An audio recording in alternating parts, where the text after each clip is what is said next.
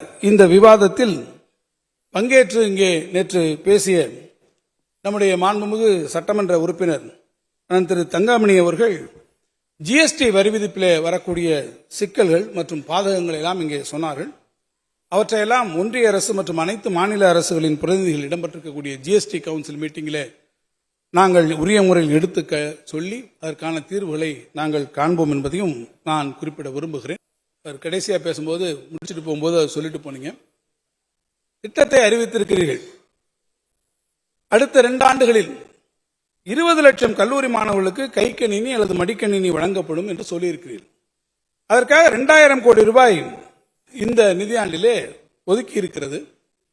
இதை வைத்து கூட்டி கணக்கு, ஒரு கூட்டல் கணக்கு போட்டு பார்த்தால் ஒரு லேப்டாப்பிற்கு 10,000 ரூபாய் தான் அது வருகிறது.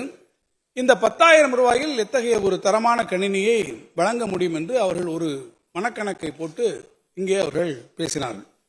நான் அவர்களுக்கு சொல்லிக்கொள்ள விரும்புவதெல்லாம், இந்த திட்டம் அறிவிக்கின்ற போது அடுத்த 2 ஆண்டுகளில் 20 லட்சம் மாணவர்கள் என்று சொன்னால் அதற்கு முதல் கட்டமாக இந்த ஆண்டு 2000 கோடி ரூபாய் நாங்கள் ஒதுக்கி இருக்கிறோம்.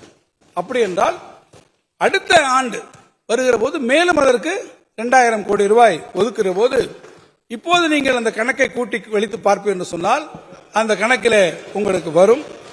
எனவே மாணவர்கள் விரும்பி அந்த மடிக்கணினியை பயன்படுத்தக்கூடிய அளவிற்கு ஒரு தரமான மடிக்கணினியை வழங்கிட இந்த அரசு உறுதி பூண்டிருக்கிறது. எனவே தரம் குறித்த கவலை உங்களுக்கு நிச்சயமாக தேவையில்லை என்பதையும் நான் சொல்லுவேன்.